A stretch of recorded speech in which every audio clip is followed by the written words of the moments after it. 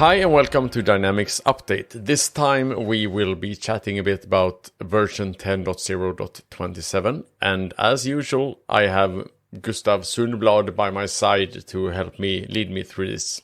Hi Gustav. Hello Johan, thank you and good evening. Good evening. So how have you been since last time? I've been great, thanks. It's warming up to summer here in Sweden, so days are getting longer and warmer, which is always a good thing. So I think this is, speaking of summer, this is the last release before summer pause, right? Or is it there one in July as well? No, so this is, I think this is the last one before summer. Yeah, so vacation release. Nice. Always good. All right, so what do you say? Let's get started, right? Sure. Do you want to go first? Yes, I can go first. I have a fairly simple one, but very important one. And that has to do with keyboard shortcuts. I like when we don't have to use the mouse and that we can actually work using keyboard shortcuts instead. Yeah. So what they've done in this version is that they have standardized keyboard interaction for combo boxes and lookup controls, which means that you can basically, it gets more easy to just tab through a form and fill it in and handle like the drop downs and lookups and so on. Yeah, and it's like aligned with the other products in 365, right? I think it's pretty cool. I think still a lot of people were really like super fast working in forms previously in the 2012 clients. I had a colleague and a friend in AX4. This was a very long time ago, but he was like super fast, and he made it like you. He made it a thing to never use the mouse, right? He only used the keyboard to do all that stuff. So he called it Googling when you did Control G to kind of bring up the search tool.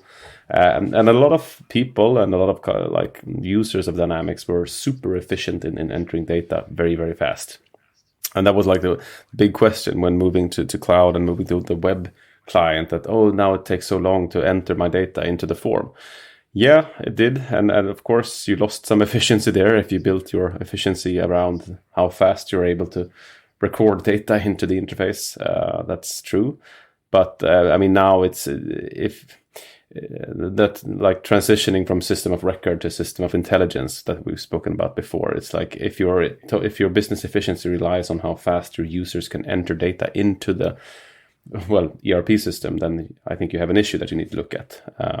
But it's more about like fluency and that it makes sense, and alignment with other products makes a lot of sense. That if I press enter, it actually opens the drop-down list and doesn't save the record as it does in like CE.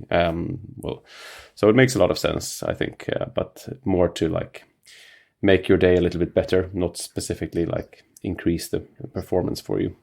Yeah, and I mean, that was basically the discussions already on AX 2012, that AX 2012 was really much slower than AX 2009, and that a lot of customers have put a lot of effort and time and money into speeding up the UI for both AX 2012 and AX 2009. Yeah, exactly. And I actually had a customer who was thinking about when we planned their migration to F&O, they actually said that we have like people just receiving orders in one of our offices, and they are really, really fast. We've spent a lot of time slipstreaming their process in entering orders and so on.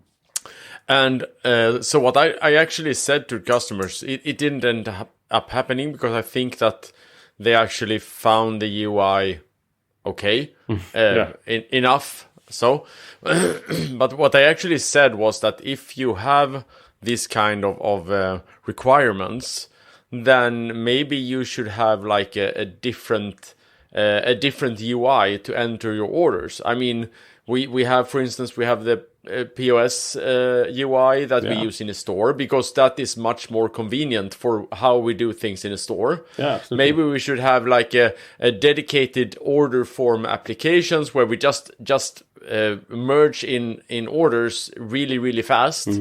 And that isn't requiring all of the underlying logic and all of that. We can slim that down into a minimum. And once we are done, we get an order that is actually pushed through an integration into F&O instead of using the actual F&O UI instead.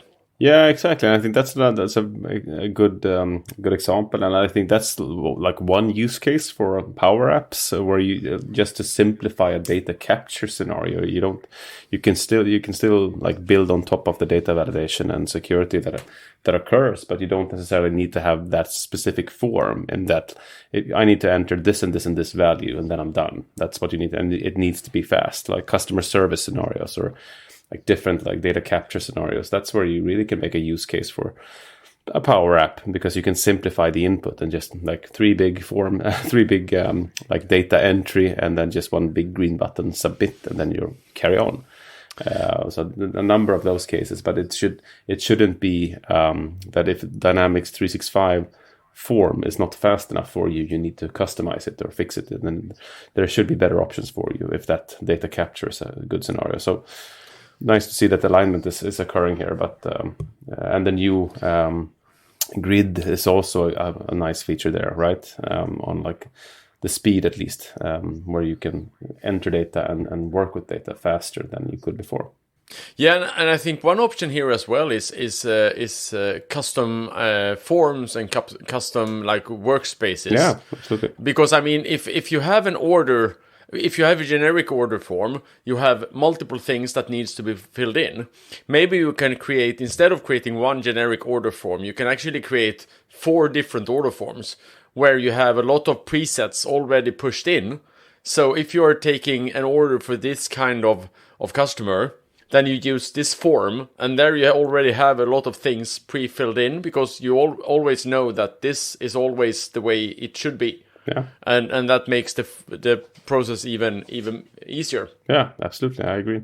And especially, I mean, also having a dedicated order input form where you actually can hide a lot of the controls and make it much more it's streamlined, right? It's streamlined to fit your needs. I think that makes it. You have a number of options available to fit those needs, and it doesn't have to be like, how fast can I press tab here to jump through my data. All right, cool.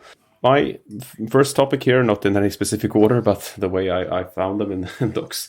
It's an electronic reporting improvement, specifically where you can set up a destination and you can connect it to print management, which is kind of nice because you might have a scenario, the one that is described, but it's a good fit, where you like send an electronic invoice somewhere to destination, but you also want to print a local copy, save it to archive, or actually do a physical print of it as well. That might make sense. And I've seen a number of physical scenarios where you actually need to send a copy somewhere electronically to a physical reporting agency somewhere, but you also need to print it and send it to your actual customer to be paid.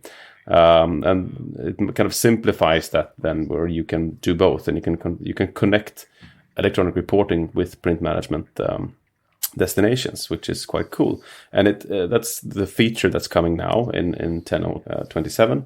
But it made me kind of think and realize, I clicked down each links here, and ER has really come a long way since it was implemented. And I realized I personally need to spend some more time looking into it. And I know I have colleagues, of course, that are experts in this that I can just reach out to. But it's really a nifty framework. You worked a little bit with it before, right?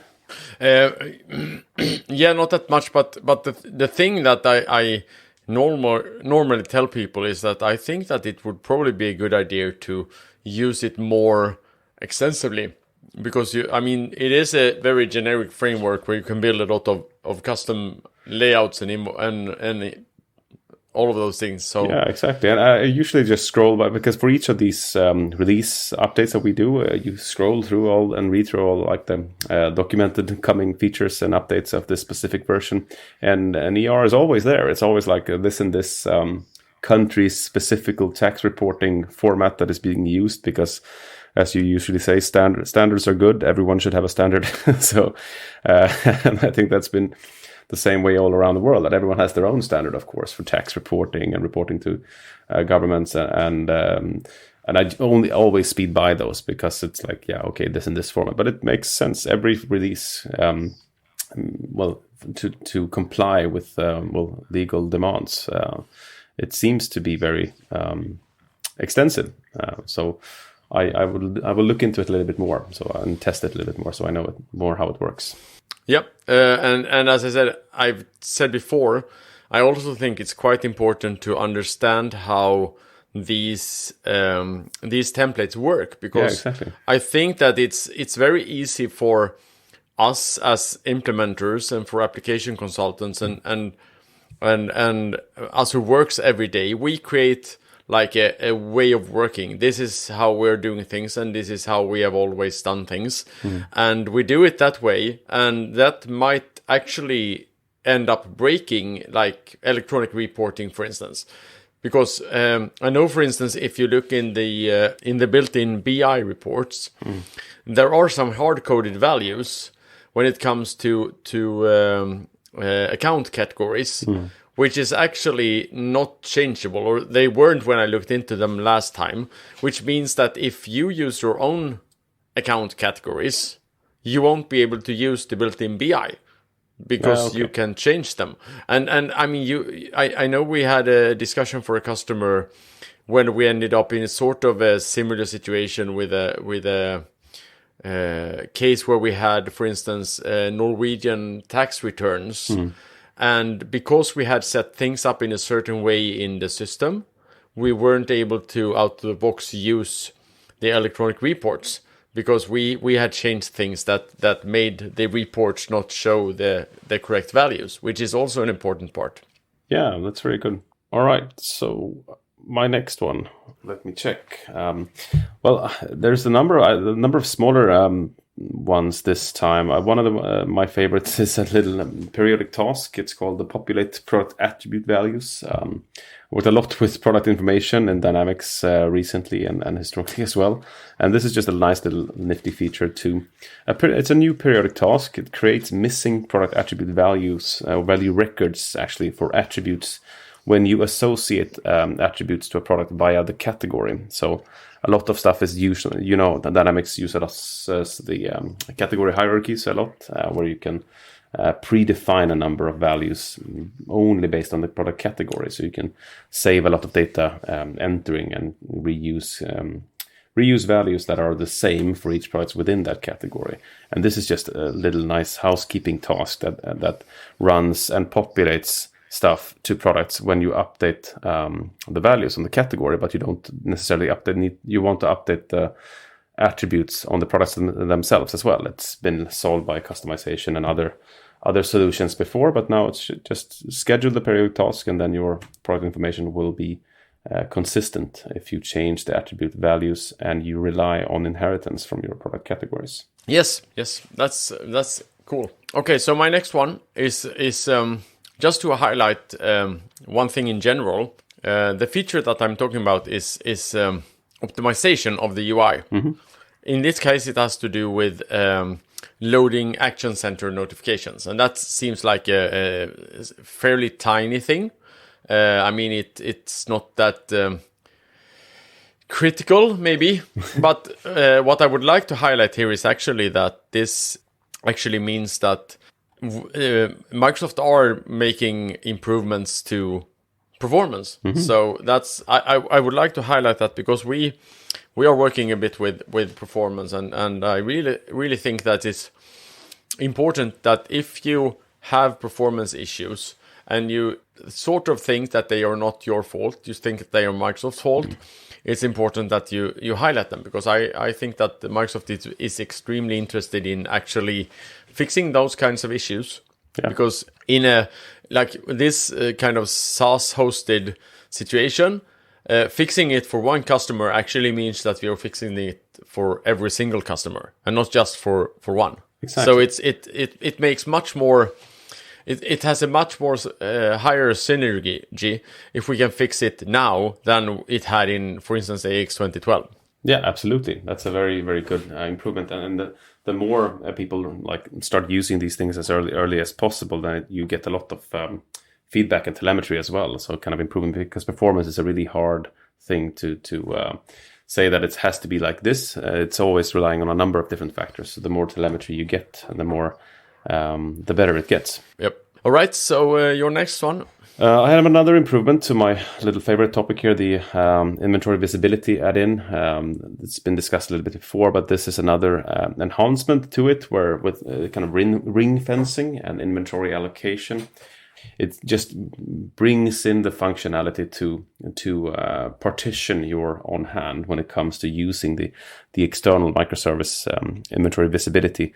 To kind of say, let's say the most common scenario is that you have an e-com warehouse and you have a physical or you have a like normal warehouse for your stores, and then you have an e-com warehouse where you reserve a specific percentage of your on-hand stock to be sold on e-com. And you can solve this in a number of ways with a number of external solutions, but this is a way to ring fence. It doesn't have to be a physical warehouse or a physical like segmented area where you put the stuff. It's just in the system you define this this particular set of stock is ring fenced or pre-allocated to whatever channel you decide, and you can set up the inventory visibility to either be like a hard deny when you get the demand request. A demand request here would be like a sale coming from an external source, or just an on-hand check coming from an external source. When that ring-fenced or allocated portion of your inventory has reached zero or has been like fully reserved, it will either deny or go over to your you can set up a hierarchy as well to say that, okay, when e-com is sold out or it's been fully allocated, then you can start to allocate towards your normal warehouse, which is also a very common scenario. So it's another feature to the visibility app where you can define and set a number of like ring fencing and allocation components. It's really nice, but then you still, of course, need to make sure that is translated into your ERP when the orders come in. Cool. Yes. So my next one is actually not a feature.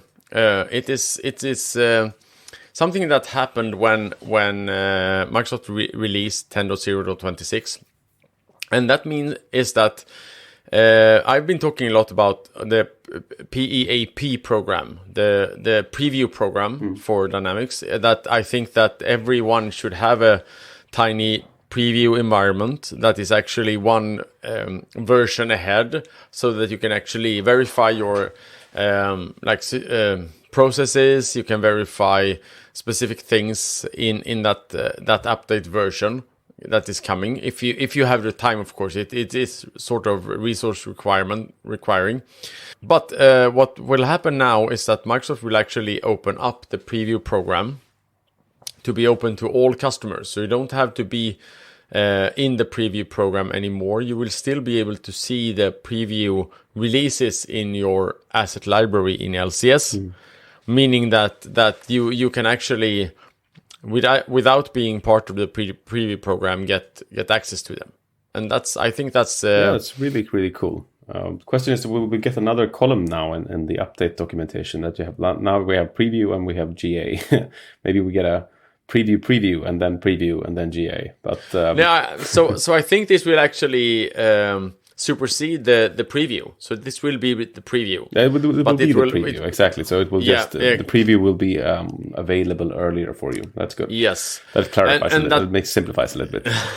Yes, and that also makes it a bit easier, because before you had to import it into your personal asset library, and then move it from your personal asset library into the customers or into your organization's asset library. Yes, and you had to actually sign up to be part of the PEAP program as well, which is and I think that we pushed for that as well before, because it's, I mean, the earlier you can test things, the more telemetry to Microsoft to kind of to improve as well, but it does require like a commitment that you actually do it. Now I would guess that it's deemed to be so stable that you can do it. It's still the same, like preview is preview.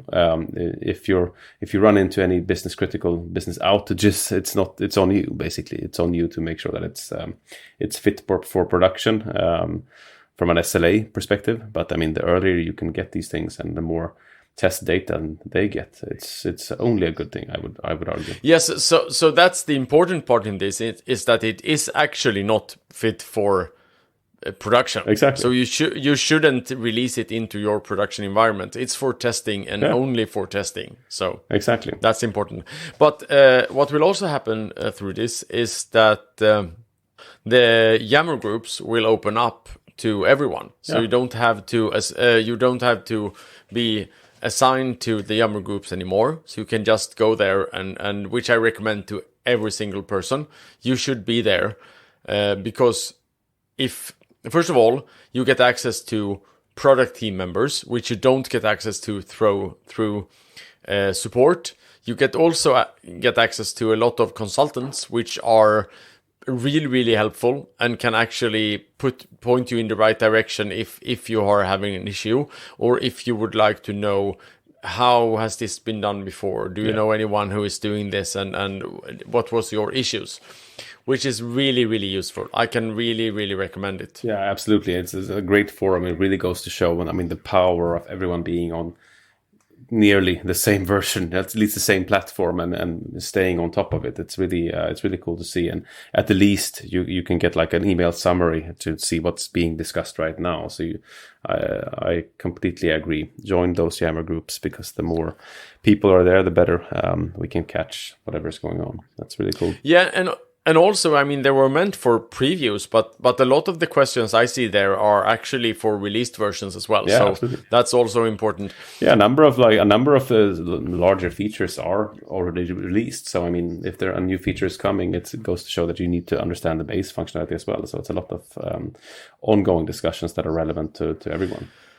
And you can often get a much easier explanation of things there than you can do in the docs, for instance. Absolutely. But one thing that will not change is the first release program, because before we've had a tier between the regular GA release and the preview release, meaning we have customers who are in a first release program, meaning that they are basically running in production what from our perspective is a preview.